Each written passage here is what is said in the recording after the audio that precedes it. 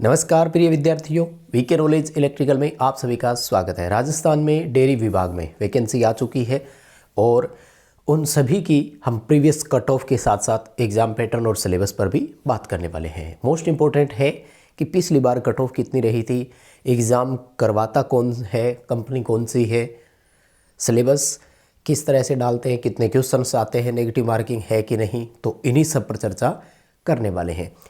पूरा नोटिफिकेशन हमने टेलीग्राम पर प्रोवाइड करवा दिया है। सीटों की संख्या कितनी है, क्वालिफ़िकेशंस क्या क्या रखी गई है, तो आई होप कि आपने पूरा नोटिफिकेशन पढ़ लिया होगा और फॉर्म भरेंगे ये भी आपने डिसाइड कर लिया होगा। तो एक शेड्यूल बनाइए, फोकस कीजिए कि किस तरह से हमें प्रिपरेशन करनी है और आगे बढ़ना है। तो एक एक करके सभी पॉइंट्स पर चर्चा होगी। सबसे पहले हम बात करेंगे कि कंपनी कौन है जो एग्ज़ाम करवाती है, कितने क्वेश्चंस देती है, कहाँ से क्वेश्चंस देती है। समझ ही गए होंगे, लोगो देखते ही बहुत सारे बच्चे पहचान चुके होंगे। ठीक है, तो आगे बढ़ने से पहले निवेदन रहेगा कि इस चैनल को सब्सक्राइब जरूर करें। हम इसी तरह का अपडेट, कंटेंट और न्यूज़ नोटिफिकेशन इस चैनल पर आपको प्रोवाइड करवाते हैं। साथ ही डिस्क्रिप्शन में लिंक है, हमारा टेलीग्राम ज्वाइन कर लीजिए। इस तरह के अपडेट जब भी आते हैं तो टेलीग्राम पर सबसे पहले सूचनाएं प्रोवाइड करवाते हैं। आइए बताते हैं आपको। सबसे पहले तो देखो लोगो और इसमें नाम ही लिखा हुआ है। तो डेयरी विभाग के जितने भी पद हैं उन सब के लिए IBPS ही एग्ज़ाम करवाती है, ये ध्यान रखना है। ठीक है ना। इंडियन बैंकिंग सिस्टम के नाम से है इनका, मैं पूरा बता दूंगा आपको। IBPS एग्ज़ाम कंडक्ट करवाएगी। अब अगर मैं fitter, welder, electrician, plant attendant, boiler attendant, इनके एग्ज़ाम पैटर्न या सिलेबस की बात करूं तो ये आपको टोटल 50 क्वेश्चन देंगे, यानी 50 MCQs रहेंगे। सबका कॉमन है, किसके कितने हैं वो बता देता हूं। इस 50 में से 40 क्वेश्चन तो होंगे आपकी ट्रेड से रिलेटेड, यानी हम लोग इसे शॉर्ट में टेक्निकल बोलते हैं।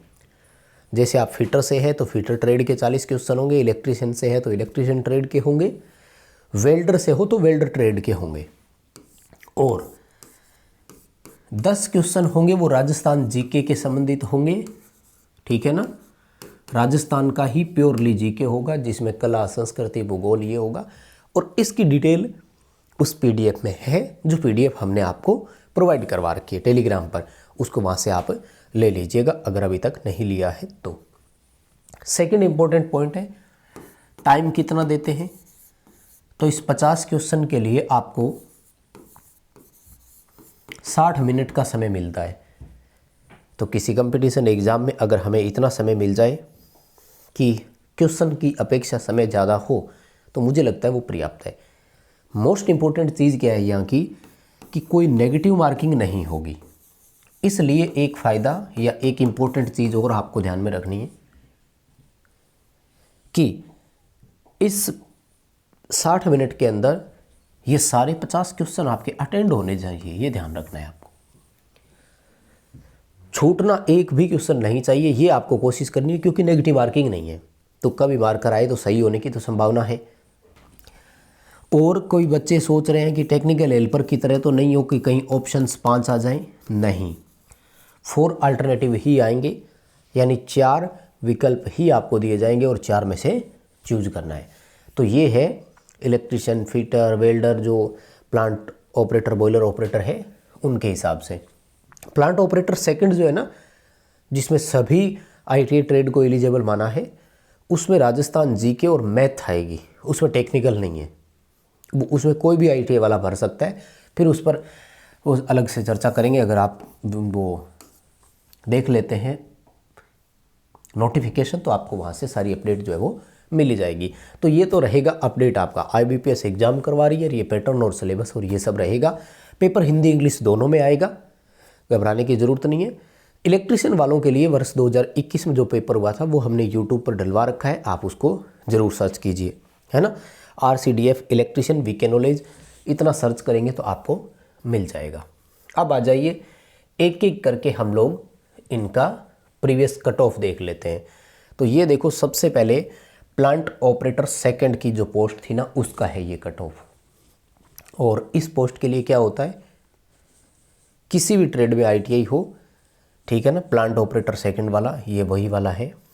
और एक एक करके डिटेल देख लेते हैं। सबसे पहले देखो EWS वालों के लिए मेल फीमेल की जो कॉमन कट ऑफ थी वो 82 यानी 82 नंबर थी। और डेट ऑफ बर्थ लास्ट जो कट ऑफ डेट थी वो 11 फरवरी 1991 थी।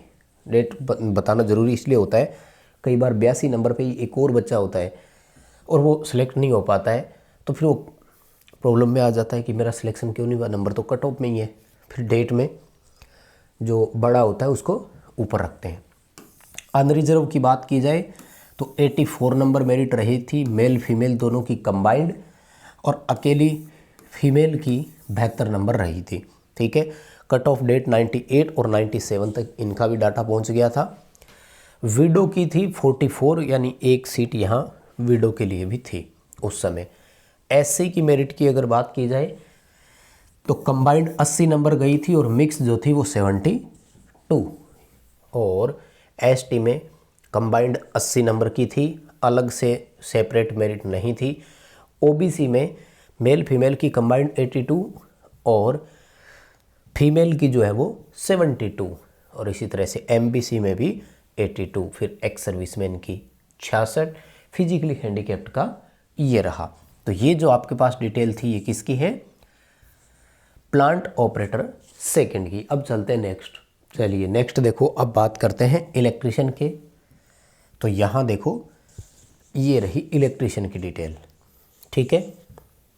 इलेक्ट्रिशियन में अगर EWS की बात की जाए तो कोई सीटें नहीं थी, इसलिए कोई वैकेंसी या यूँ कहें कोई मेरिट उनके लिए नहीं थी।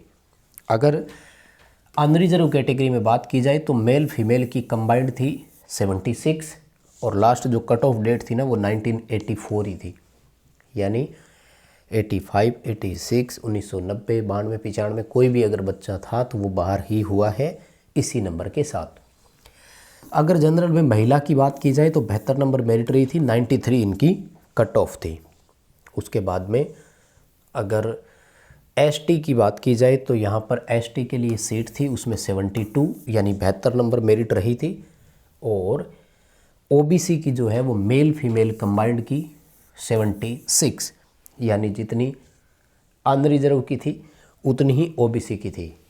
तो एक बात याद रखना, कट ऑफ में ज़्यादा डिफरेंट नहीं आता है जब सीटों की संख्या कम हो। इस बार इलेक्ट्रिशियन की केवल 7 सीट है, तो 7 सीटों के हिसाब से हमें हो सकता है कि इस बार भी मेरिट बराबर देखने को मिले। चलिए फिटर वेल्डर की तरफ चलते हैं। देखो अब फिटर वालों की बात करते हैं। यहाँ देखो ये है फिटर ट्रेड। फिटर ट्रेड में अगर कैटेगरी वाइज बात करें तो EWS के लिए फिटर में भी कोई नहीं था। अनरिजर्व में फिटर के लिए 90 नंबर मेरिट गई थी। देखो कितने में से ये फाइनल मेरिट थी, है ना, मेल फीमेल की 90 नंबर मेरिट की। 100 में से 90 नंबर लाने के लिए सिलेक्शन हुआ है। देखो ये जो है ना 2-2 नंबर के एक होते हैं आपके, 40 क्वेश्चन टेक्निकल के और 10 वो, टोटल 50 क्वेश्चन थे ना, इसलिए 100 नंबर का टोटल पेपर है। 100 में से 90 नंबर। और फिटर में फीमेल के लिए जनरल में 64 नंबर मेरिट गई थी, कट ऑफ 90 और 92 थी दोनों की। उसके बाद में SC के लिए नहीं, और उसके बाद में OBC में सेम वहीं पहुंच गया। देखो डाटा OBC और जनरल रिजर्व में अब कोई फ़र्क नहीं आ रहा है और बहुत मुश्किल है, आएगा भी नहीं। अभी फ़िलहाल के लिए SC की मेरिट भी वहीं जाने वाली है। 3 मेरिट अब समझ लो कि कम्पिटिटिव रहती है और बराबर रहती है पिछले कुछ एग्ज़ाम से जो हम फॉलो कर रहे हैं। अनरिजर्व, OBC और SC, इन तीनों कैटेगरी में लगभग बच्चे वहीं आसपास ही घूम रहे होते हैं। ज़्यादा अगर डिफरेंस आता भी है तो 1 नंबर का आता है मैक्सिमम डिफरेंस, इससे ज़्यादा नहीं, ठीक है। तो ये फिटर वालों का था और इसमें ITI वाले नहीं है, अलग से बताता हूँ वेल्डर का। चलो यहाँ से देख लेते हैं वेल्डर वालों के लिए। तो वेल्डर की कोई खास ज़्यादा सीटें थी नहीं, अनरिजर्व में ही थी, एक मेल और फीमेल की थी, ज़्यादा सीटें नहीं थी। तो वेल्डर में देखो अनरिजर्व मेल फीमेल की कंबाइंड मेरिट 78 थी और 1987 कट ऑफ डेट थी, और फीमेल की मात्र 38 नंबर मेरिट थी। एक ही सीट एक ही बच्ची कई बार होती है तो वो सिलेक्ट इस तरह से हो जाती है। मिनिमम क्वालिफाइंग मार्क्स को वो जब पूरा कर लेते हैं। बाकी और किसी की भी अगर रह गई हो तो ये सारे के सारे कट ऑफ आपको हमारे टेलीग्राम पर मिल जाएंगे। टेलीग्राम का लिंक डिस्क्रिप्शन में है, आप उसको ज्वाइन कर लीजिए और इस वीडियो को अपने दोस्तों तक पहुंचा दीजिए ताकि जितने भी तैयारी करने वाले हैं वो थोड़ा सा फोकस कर सके, देख सकें। बहुत धन्यवाद।